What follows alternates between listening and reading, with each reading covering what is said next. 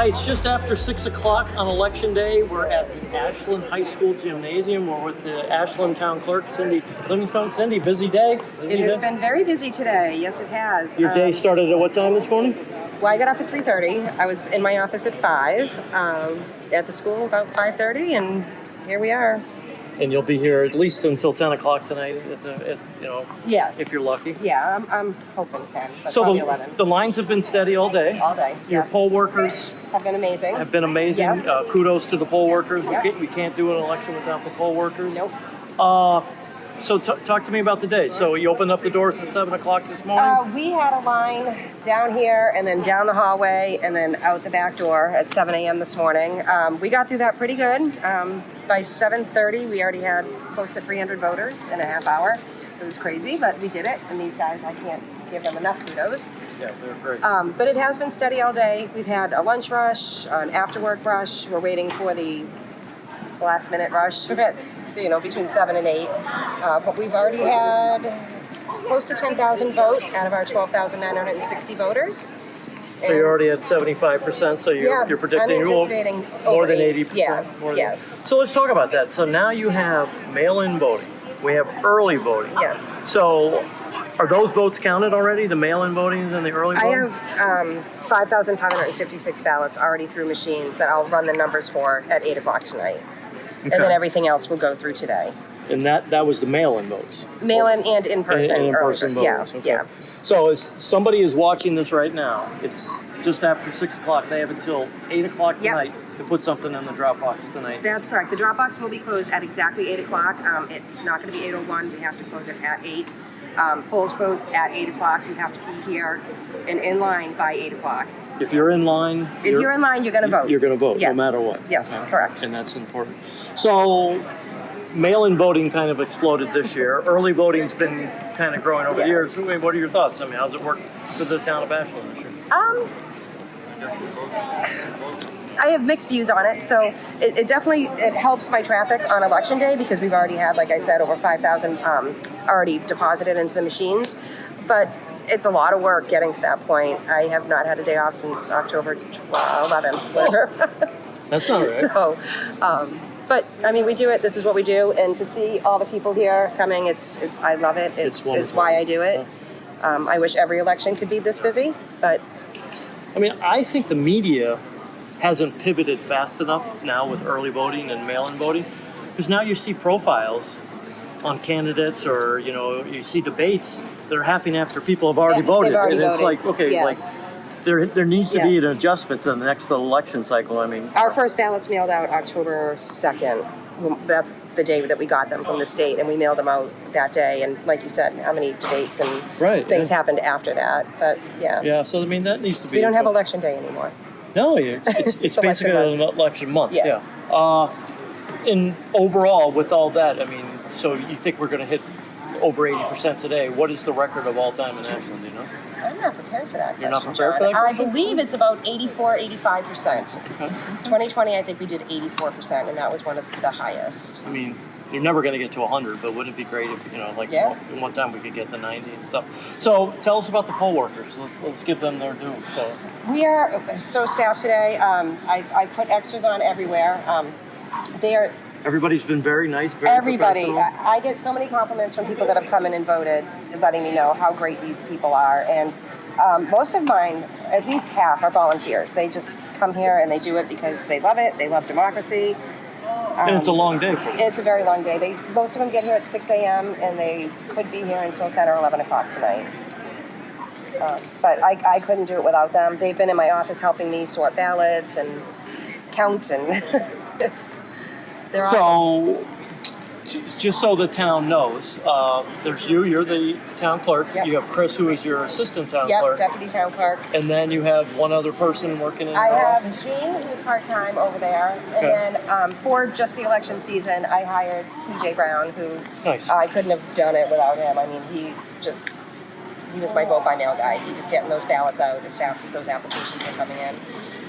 You've had poll watchers today, so I have. any now. Yep. But yeah, no issues throughout the day or anything? No, like that? none. No. No? So We're very lucky to have you in the town of Ashland to be our town clerk. I mean, you run a great election. Any closing thoughts before we get you back to work? No, just if you're going to vote, hurry up. We want to go home. And please get out and vote. If you don't vote, you can't complain. You can't complain. True. Yes. And don't forget town meeting November 19th. November 19th, town meeting. Yep. 2 Cindy, weeks from today. keep up the great work. Thank you very much. I appreciate you guys. Thank you. Have a great night. You too. Happy. So we're out in front of the Ashland polls. Congressman Jim McGovern, great to see you. Happy to be with you. Thank you for taking a couple minutes to talk to us. Talk to us about why Election Day is so important. Because this is what our, epitomizes our democracy, and this is when people have a chance to, to actually, through their vote, tell us the direction they want our Commonwealth to move in, and our state to move in, and our country to move in. And so, I talked to Senate President Spilka about this.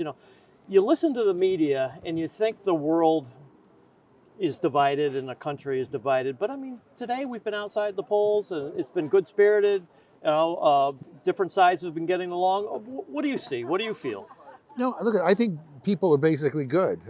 I think there are individuals who try to influence our politics, who do so in a way that is really not living up to the goodness of the American people. And I think this is one of the most consequential elections, if not the most consequential election of my lifetime.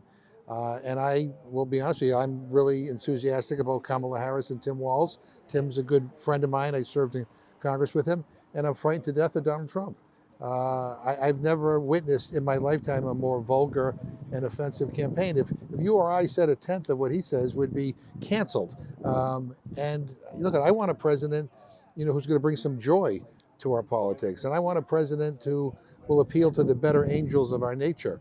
And I want all of us to do that. I want politics to be respected, and I want it to be a source for doing good. And so that's what's at stake in this election. So what are going to be your priorities? You wake up tomorrow morning, and you get back to work. What are the priorities of you? Well, look, I mean, the priorities are about how do you help strengthen our middle class. I mean, we're going to have to deal with some tax reform in the next Congress. I care deeply about the environment and combating climate change.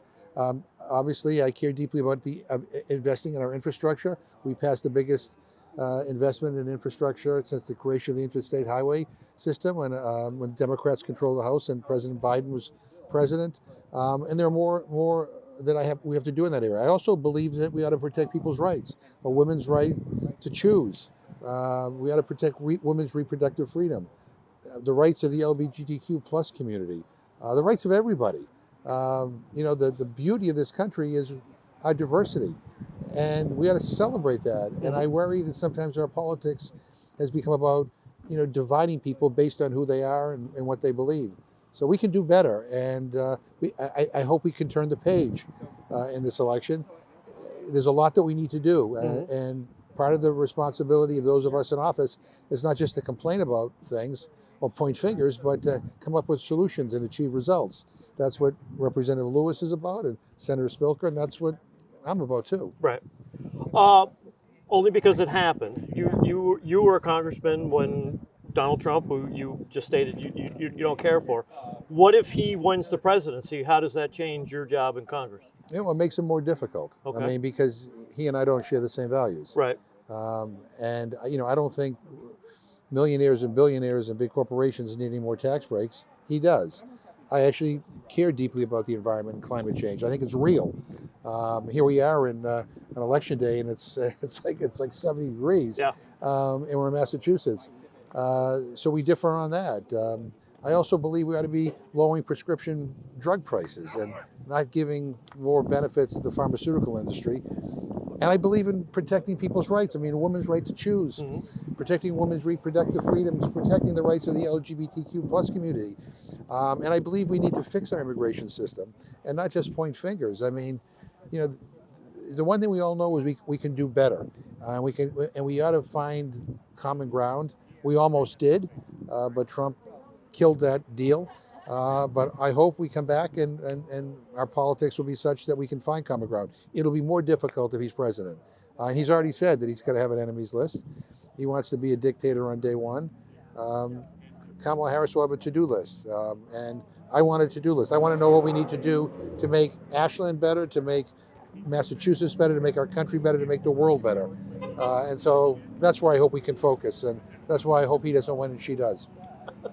We're outside the Ashland polls with Senate President Karen Spilka. Senator, happy Election Day. Thank you. Happy Election Day to you too. You're on the ballot again. Yes, I am. So this will be what you're, if successful today, it'll be what term?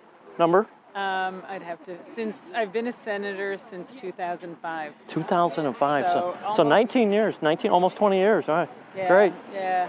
And you're the Senate President, so a lot has changed since, I remember first meeting you on the Ashland School Committee, now you're the, Right. my words, the most powerful person in the Commonwealth of Massachusetts. Talk to me why Election Day is important. Well, I think Election Day is so important because, as we all know, we are a democracy, and every person's vote is their voice, and their voice means a lot, particularly in the United States of America, because we are a democracy. It sounds sort of circular, but it's true. And their vote is their voice, which tells people how they want the country to go, how they want the state to go, how they want the city and town, the direction, and they have to realize how important it is for people to hear their voice, and that is, so important to me to know where people stand. And it's not just Election Day. Election Day is important, but it's important for people to let folks know what's important to them, what their issues are, what are their concerns, what things are going well, but what things are not going so well. It's really important that it helps set, for me, the agenda for the Senate.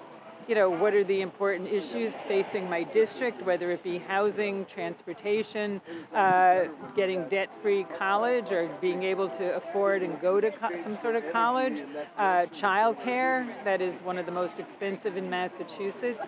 It's because of listening to so many people that I've focused on reforming it and lowering the cost of childcare, making it more accessible for young families, which allows them to send their children, but it also frees up their parents to go back to work if they want to go back to work, which we know so many people were out of work, particularly after COVID. So we need to take advantage of people if they want to go back to work. So all of those issues, I hear on a day-to-day basis by listening to the people of my district.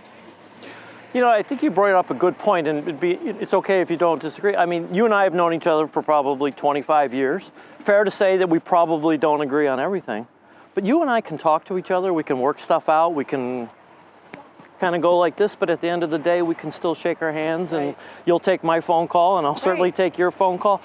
You hear about so much discourse in the United States. Do you see it, or is it a lot of it media driven? And if you do see it, how do we fix it? I think it's both. I think it does exist. I do think it exists more on a national level than a state level. And that is really sad to me. I agree. And you're right. People should be able to disagree. Whether you're Democrat, Republican, even amongst the Democrats in my caucus in the Senate, we surely don't always agree, and sometimes it's pretty vehement disagreement. And so it's same thing with the Republicans. There are times that, I sit down with the Republicans in the Senate and talk about what their issues are and what they feel they want to get done. And we work together. And you're right, when we disagree, but move on, because there's so many more areas and issues that we agree upon. So, and we're all here for the same thing, to make and improve the quality of life for the residents of Massachusetts, and make Massachusetts an even stronger, more affordable, more competitive, more equitable state. Talk real quick, because I think it's wonderful. The community college stuff that you pushed through and got done. Talk about how that's going to benefit everybody in Massachusetts. Okay. Well, for decades, enrollment in community college was declining. Enrollment in our state universities and UMass was declining.